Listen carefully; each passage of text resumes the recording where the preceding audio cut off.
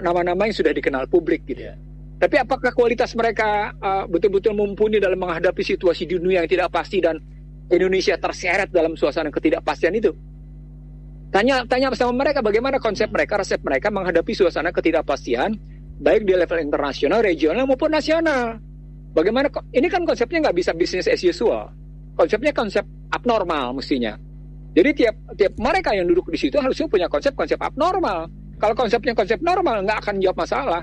Konsep abnormal misalnya sudah dinyatakan sejak awal. Tadi Anda sudah bicara tentang utang 6.577 triliun. Kan sudah dinyatakan juga oleh Prabowo Subianto bahwa APBN 2025 akan kembali menerbitkan surat utang sebesar 600 triliun sekian kan? Itu kan artinya kita import modal kan? Yeah. Sementara dalam sejarah Republik import modal itu membuka 7I kan yang saya bilang. Anda sudah membuka intervensi, Anda sudah membuka invasi, Anda sudah membuka interferensi, Anda sudah mengizinkan infiltrasi, kan gitu. Anda sudah mengizinkan terjadinya intimidasi, indoktrinasi, dan terakhir akan inflasi. Lalu orang heran, kenapa inflasinya rendah? Ya itu karena angka semu. Dia tidak menunjukkan angka sungguhnya. Apa buktinya? Rakyat kecil susah cari makan cuma sekali bahkan. Gitu.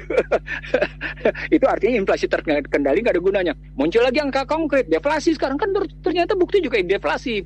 5 bulan berturut-turut itu deflasi artinya bukan hal yang biasa ketika 5 bulan berturut-turut terjadi. Itu bukti bahwa inflasi yang kemarin tidak memberi penguatan bagi daya beli. Nah, muncul teori Krugman. Krugman bilang begini, ini yang tidak diketahui oleh kebanyakan ekonom, padahal Krugman ini neolib internasional ya, pemikiran ekonomi neoliberal internasional.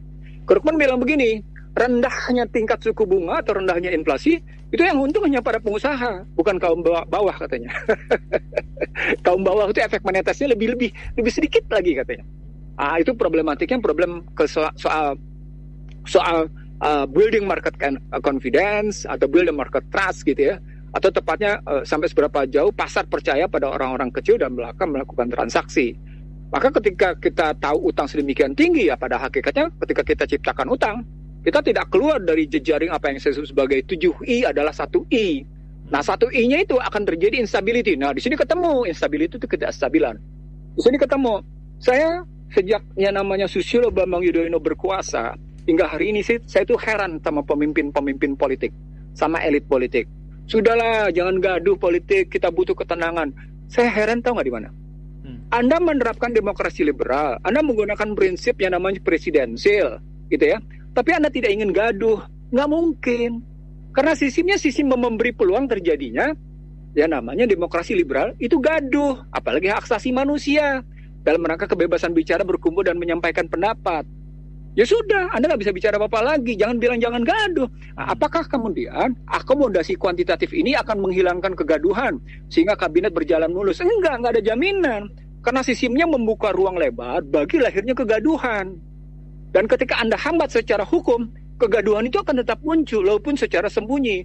Artinya apa? Ketika Anda hambat dengan secara hukum, Anda akan sedang melakukan namanya pembesaran api dalam sekam. Ulang, pembesaran api dalam sekam.